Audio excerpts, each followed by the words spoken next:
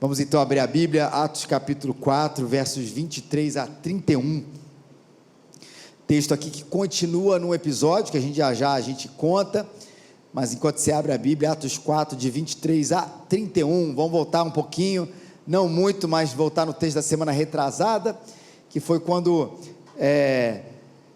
Pedro e João foram ameaçados a serem presos, diante da cura que havia acontecido, diante da proclamação do nome de Jesus, e eles se negaram a mudar uma vírgula daquilo que eles disseram, ou da atitude deles, continuariam proclamando o nome de Jesus. Eles de fato não foram presos, quer dizer, eles foram soltos. E depois, qual foi a reação da igreja diante desse primeiro fato, da igreja sendo perseguida, da igreja de cristãos sendo presos exclusivamente por causa do nome de Jesus? E assim foi a reação da igreja. Depois de soltos, foram para os seus companheiros e lhes contaram tudo o que os principais sacerdotes e líderes religiosos lhe haviam falado.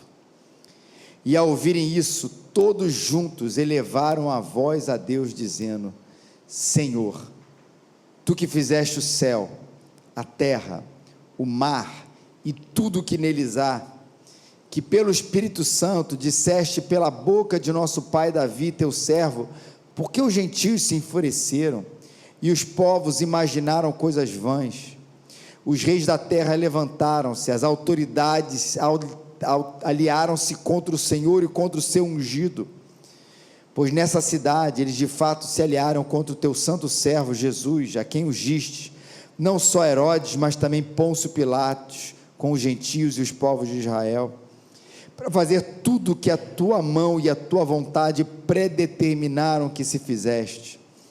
Agora, pois, ó Senhor, olha para as ameaças e concede aos teus servos que falem a tua palavra com toda a coragem, enquanto estendes a mão para curar e para realizar sinais e feitos extraordinários pelo nome do teu santo servo Jesus. E quando terminaram de orar, o lugar em que estavam reunidos tremeu. Todos ficaram cheios do Espírito Santo e passaram a anunciar com coragem a palavra de Deus. Já tem muitas frases e muitas realidades que nos identificam muito como brasileiros. E tem uma frase que acho que a gente não se orgulha muito, mas ela está muito corrente no nosso meio. Você já ouviu essa frase? Eu espero que você nunca tenha usado essa frase, mas você já ouviu a clássica: você sabe com quem você está falando? Você sabe com quem você está falando? É uma frase que identifica a gente, porque ela coloca algumas pessoas num lugar de muito privilégio. Às vezes acontece isso, talvez no exemplo que venha talvez a primeira à sua mente, é no momento em que algum policial parou alguém para dar uma multa por excesso de velocidade, por ultrapassar o sinal vermelho, coisa parecida, e quando ele foi lá aplicar a multa, ele viu quem é que estava ali, e aí foi dita essa famosa frase: você sabe com quem está falando? Naquele momento a pessoa se coloca acima da lei. A lei não é aplicada para todo mundo, para aquele indivíduo não é, porque afinal ou ele é alguém importante, ou ele também nos identifica muito, ou ele é filho de alguém muito importante, de alguém muito poderoso, de alguém onde que a lei não se deve aplicar. E quando a gente fala com Deus, a gente precisa ressignificar essa frase, que é colocada como uma coisa extremamente corrupta, inclusive, mas ressignificá-la a partir de um referencial, de uma pergunta genuína, verdadeira, poderosa, na hora da nossa oração: você sabe com quem você está falando?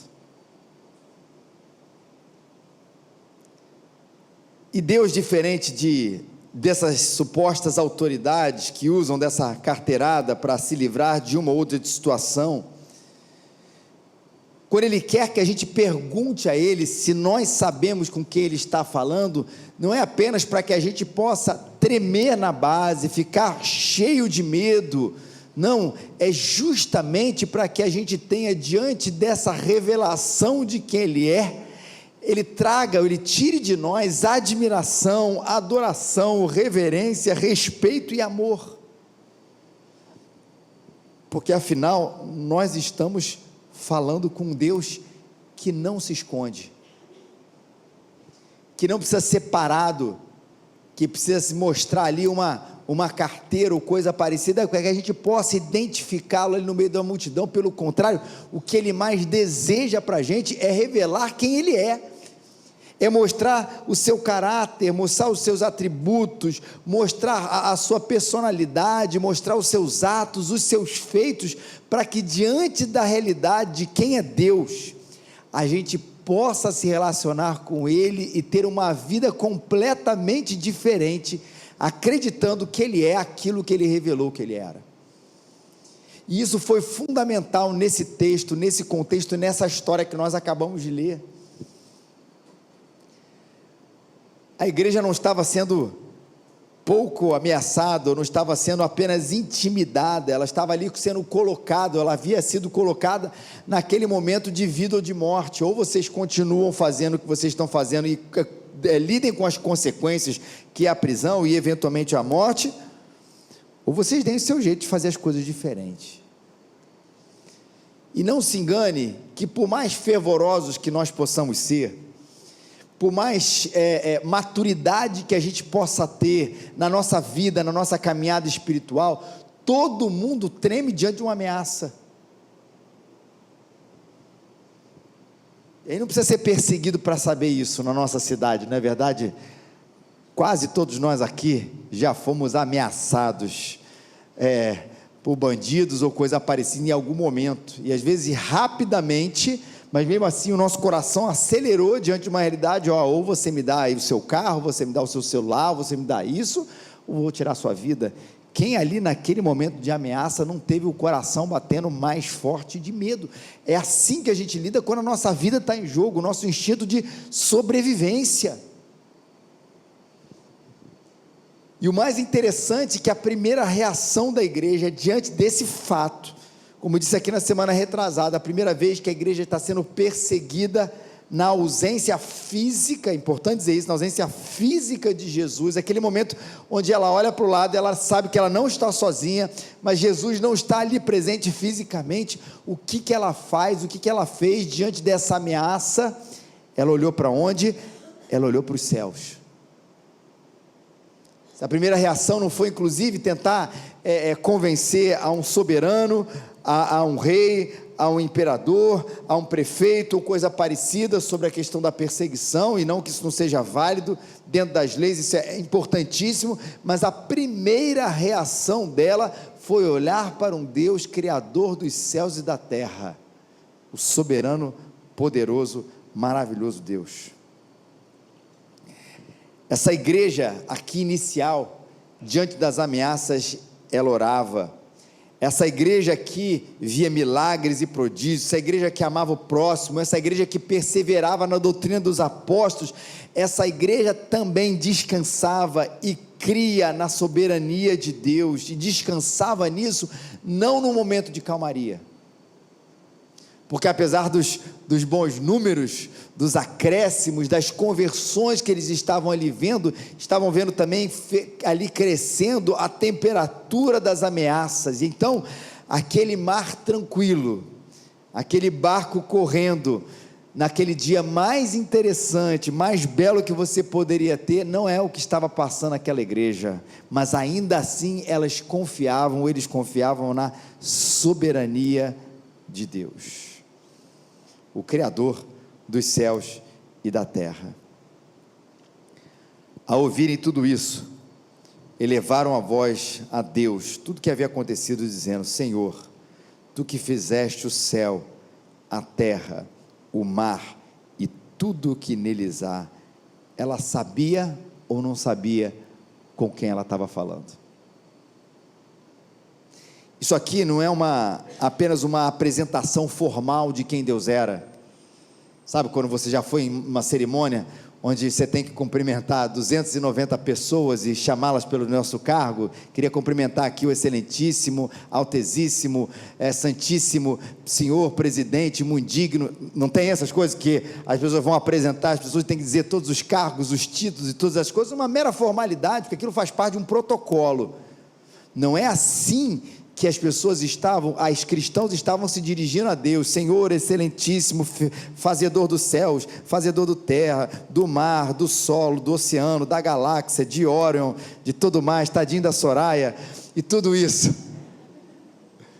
Não era uma formalidade para apresentar um soberano, era de fato uma realidade. Senhor, você que fez o céu, a terra, o mar e tudo que neles há, ou seja, o Senhor acima dos senhores, nós cremos que o Senhor é poderoso para fazer infinitamente mais do que nós pedimos ou pensando, e é muito mais soberano do que qualquer outro governo, e por isso nós estamos aqui nesse momento, onde nós fomos almeçados por uma autoridade, pedindo uma audiência a uma outra autoridade muito maior do que essa que governa todas as coisas, que acha que governa todas as coisas. É o Senhor que governa de verdade todas as coisas. Se Ele que governa, e é uma coisa que nós precisamos dizer isso ao nosso coração todos os dias, por que é que nós nos preocupamos tanto com as coisas?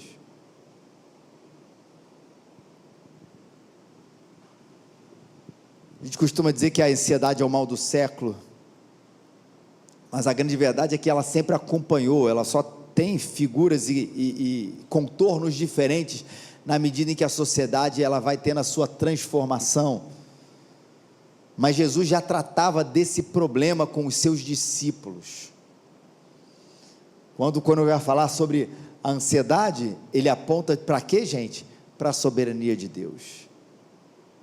Não vos preocupeis com o que há vez de comer e o que de beber, porque são os gentios que se preocupam com todas essas coisas. E não é apenas o não vos preocupeis. Se preocupa não. Tira a sua preocupação, muda a mentalidade de preocupação para a mentalidade disso, daquilo. Não, olha para Deus. Ele cuida dos pássaros, e os pássaros, por isso os pássaros comem todos os dias. Ele cuida das plantas, e por isso que as plantas se vestem da maneira mais bela todos os dias, e ainda diz, de todas essas coisas, Ele é o Criador, mas de vocês, Ele é o Pai. Por isso, não se preocupem com o que há vez de comer, ou de beber. Jesus já estava ali apontando para o fato de que Deus governava todas as coisas, porque eles deviam se preocupar com isso. A igreja também, diante daquela ameaça, se é o Senhor que governa, e que criou os céus, a terra, o mar e tudo que neles há, governa a vida da igreja, governa os governos, porque naquele momento a igreja deveria se preocupar tanto. Mas o que ela faz diante desse Deus todo-poderoso, soberano, Criador de todas as coisas? Ela não apenas descansa, como quem diz, eu não vou me preocupar, mas ela faz a melhor coisa que pode nos fazer descansar, que é descansar orando. Porque sei aqui, o Dilon falou aqui, da nossa identidade como presbiterianos, onde a gente reafirma bastante, e está certo, porque está na palavra de Deus, a soberania de Deus, mas muitas vezes é uma reafirmação sobre a soberania de Deus, que faz a gente orar menos, que é uma coisa que a gente tem que olhar para o nosso coração e falar assim, essa matemática espiritual não faz sentido, porque Ele é soberano. Muitas vezes que a gente pensa, a gente nem precisa se preocupar com nada, deixa que Deus toma conta. Não é esse tipo de soberania. Nós sabemos com quem nós estamos falando, que o nosso Deus, Criador dos céus e da terra, pede porque a gente tenha uma relação com Ele. Não é porque Ele cuida de todas as coisas, nem precisa orar, porque Ele está cuidando de todas as coisas. Não, é porque Ele cuida de todas as coisas, porque Ele cuida de todas as coisas, que nós devemos dobrar os nossos joelhos, porque afinal, eu sei com quem eu estou falando, eu sei com quem eu posso pedir uma audiência, a qualquer dia, a qualquer momento. em qualquer lugar, em qualquer situação e ser imediatamente atendido. Nós somos atendidos. Nem sempre os nossos pedidos serão atendidos de acordo com a nossa vontade, mas nós temos a certeza de que nós somos atendidos por Deus. Você viu o salmo que a gente leu aqui? Que diz que eu clamei ao Senhor e Ele se inclinou para mim. A gente sempre tem que voltar, a gente fala isso o tempo inteiro, para a mentalidade daquele momento. A gente fala muito da questão da voltar para a mentalidade agrária, mas lembra, e também voltar para uma mentalidade onde os governantes eram reis que eram a lei. E você imagina o que significava naquele momento onde o salmo foi escrito, acho que até hoje, mas com menos intensidade, o que significa um rei se inclinar na direção de um súdito. Se hoje na Inglaterra isso seria uma coisa estranhíssima, você imagina naquele momento? Porque qual é a atitude? A gente nunca foi, pelo menos eu nunca tive contato com o rei da realeza contemporânea aqui, mas a gente sabe o protocolo, a gente se inclina, em reverência, seja qual for a atitude de respeito em relação àquele rei. Agora, sairia em qualquer manchete de qualquer jornal, de qualquer portal, se um rei se reverenciasse diante de um súdito, aquilo seria um escândalo. E é isso que Deus faz para a gente, não com uma atitude de, você agora é o meu rei, no Rei dos Reis falando, mas com a atitude de quem cuida e escuta cada uma das nossas orações.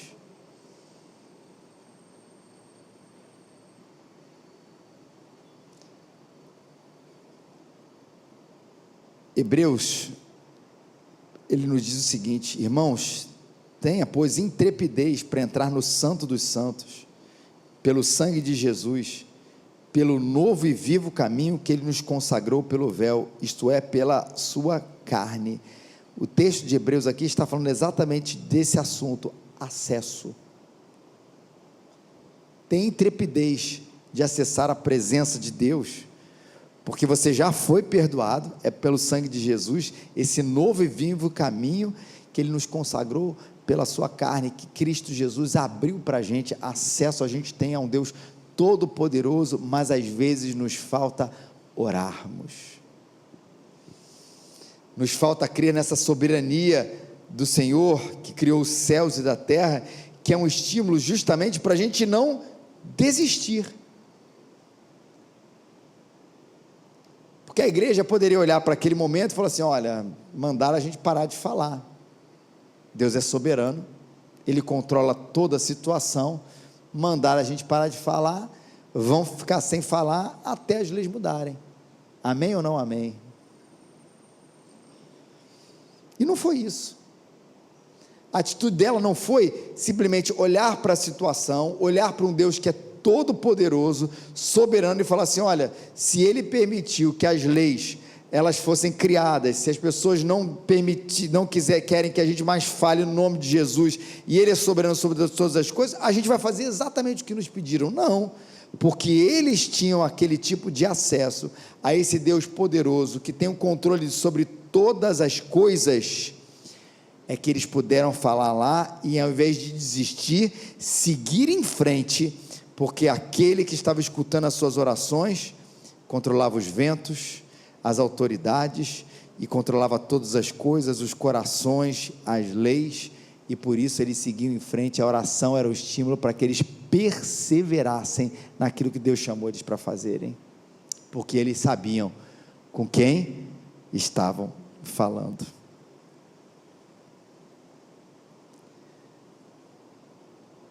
E a oração é muito bonita, porque na verdade eles nem pedem tanto, se você parar para ver, que a perseguição ela cessasse. Verso 29, eles buscam a Deus dizendo: agora pois, ó Senhor, olha para as suas ameaças e concede aos teus servos que falem a tua palavra com toda a coragem. Eles olham para as ameaças dos soberanos, não o soberano, dos reis da época, das autoridades, e ao invés de pedir para que aquelas ameaças cessassem, eles pediram que seus servos falassem a palavra de Deus com coragem. E essa é uma oração também muito corajosa. Ao invés de pedir a situação que ela fosse mudada, para que a situação ela fosse transformada, o que é que eles pediram? Intrepidez, coragem para enfrentá-la, coragem para que a palavra de Deus continuasse sendo proclamada para aqueles corações, não para que outras pessoas fossem levantadas, mas para que os corações deles, diante das ameaças, fossem fortalecidos para que eles perseverassem com Deus. Isso é maravilhoso, porque ao mesmo tempo reafirma a nossa fraqueza. De fato, diante da ameaça, a nossa primeira reação, e talvez a nossa imediata reação, o ser humano, é que a gente fraqueje, é para que a gente se sinta acuado, é para que a gente se sinta ali sem tanta vontade de fazer aquelas coisas, e é um reconhecimento desse fato, e não tipo assim, não, pode deixar que eu vou ter essa coragem interna, mas ao mesmo tempo um reconhecimento da nossa fraqueza, mas de um Deus que pode encher a gente de força para fazer aquilo que a gente não consegue fazer no momento onde a gente é ameaçado. Senhor, nos conceda a coragem para que a gente fale da Tua palavra. E quando eles terminaram de orar, o lugar em que eles estavam reunidos tremeu, todos ficaram cheios do Espírito Santo e passaram a anunciar com coragem a palavra de Deus. Toda aquela situação não foi suficiente para parar o ímpeto da igreja, porque eles oraram, clamaram ao Deus todo soberano. Aquele Deus todo soberano fez aquele lugar tremer, enchê-los do Espírito Santo, e naquele momento aquela coragem que não era deles começou a acontecer no coração daqueles discípulos.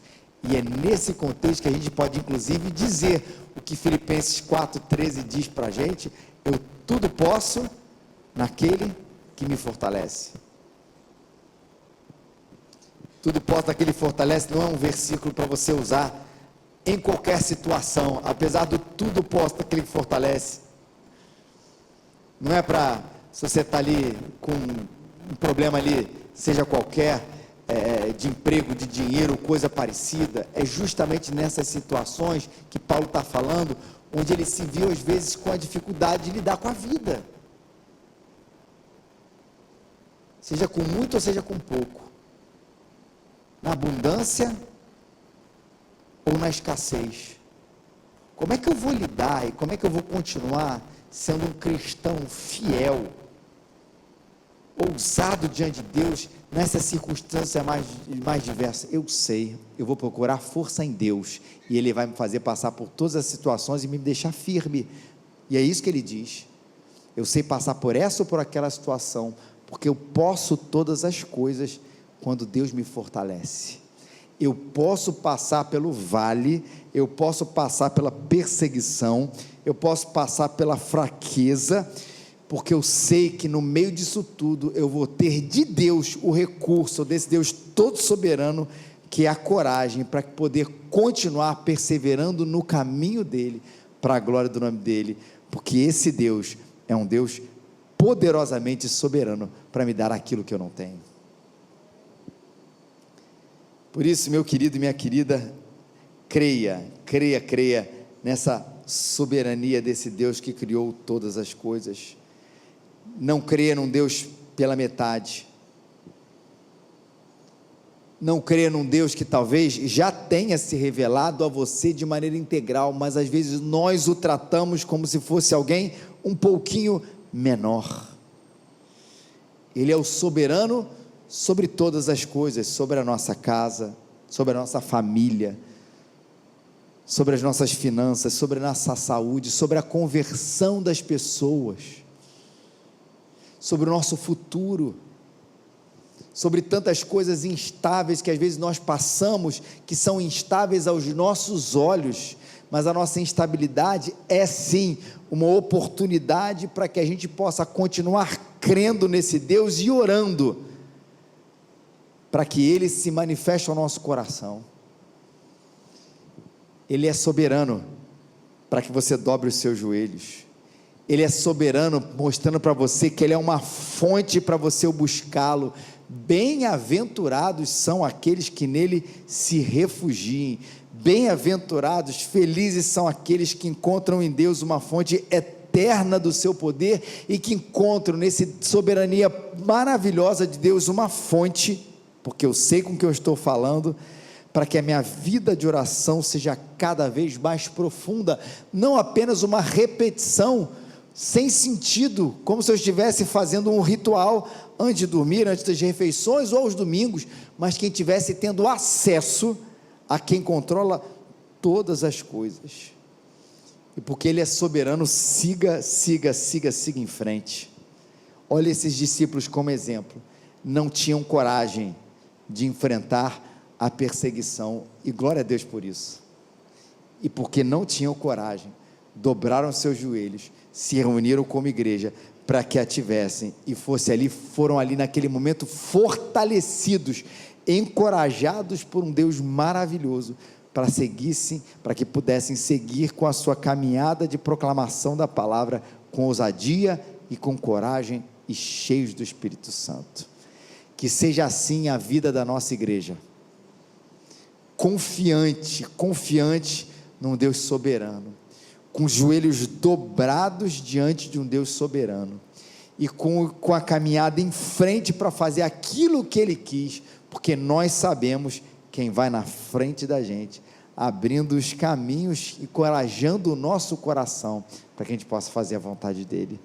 Deus te abençoe, ore cada vez mais, você sabe com quem você está falando. Vamos fazer isso aqui.